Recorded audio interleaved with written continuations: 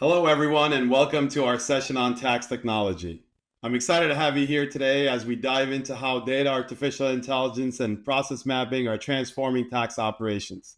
My name is Coskun Cavusoglu, Financial Services Tax Technology and Transformation Leader at EY, and I'll be moderating this discussion.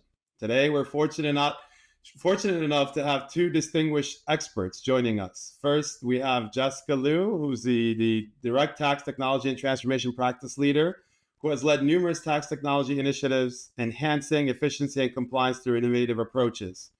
Our second panelist is David Kovar, a former consultant with extensive experience in tax transformation. Now, David is a part of the team at Bloomberg Tax that designs cutting-edge software solutions to support tax departments in harnessing the full potential of technology.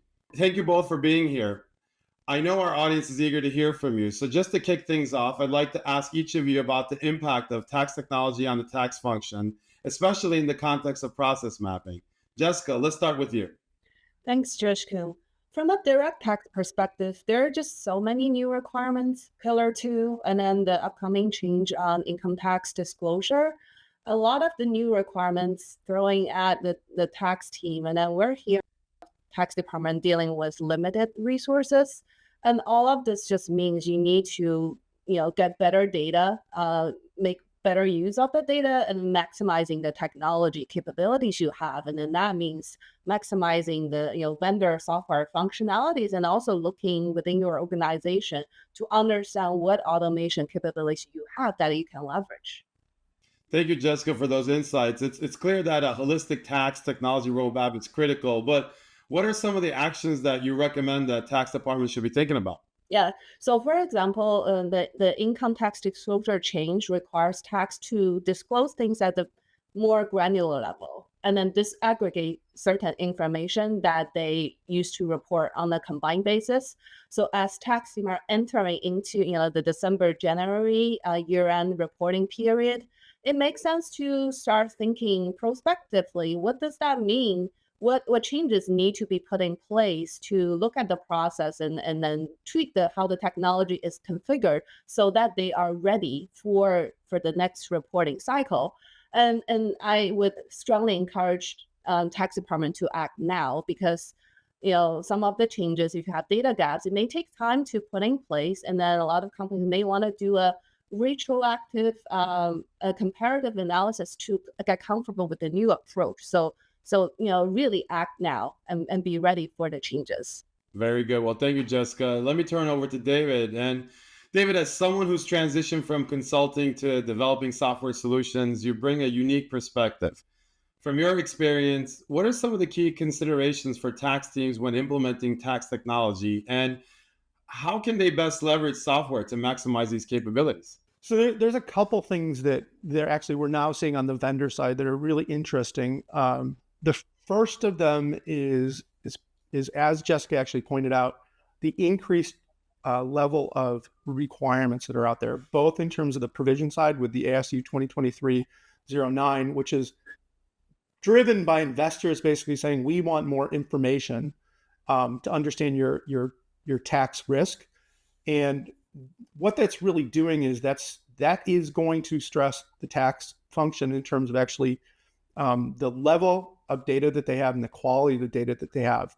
So I think the requirements are only getting bigger for tax departments. It doesn't look like tax departments are getting more people.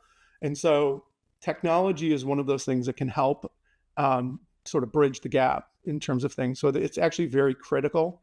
And there's a couple of specific things that we're seeing, both in terms of high quality tools, but also opportunities for automation, including traceability and transparency, both for the sake of basically helping in terms of speed, but also helping in terms of making sure that you don't have key person dependencies.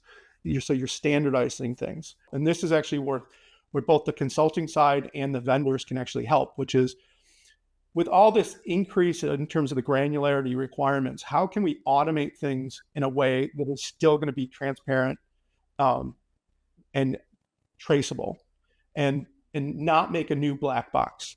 And the last one is that, how can software actually help you leveraging the potential of AI.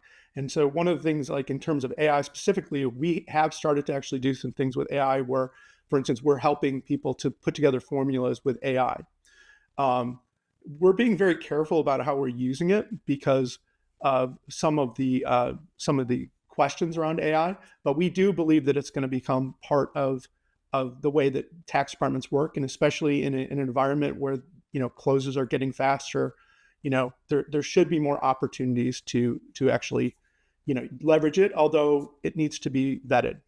Yes. Well, thank you, David. And honestly, really just thinking about what Jessica said and you said, it's very important that you really step back and look at the tax holistic approach of what software do you have? What are the capabilities? Is it the best in the market? And are you getting ready for a future that requires a lot of trust in data? What's your data strategy like? If you are going to leverage AI, and everybody is going to, it seems, David, from based on what I'm hearing from you, we really need to have some good, clean data that we can trust and we can use.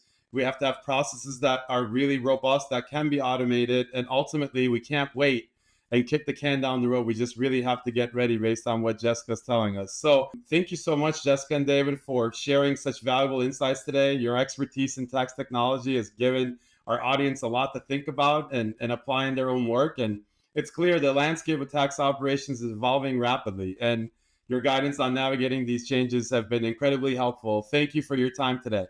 Thank you.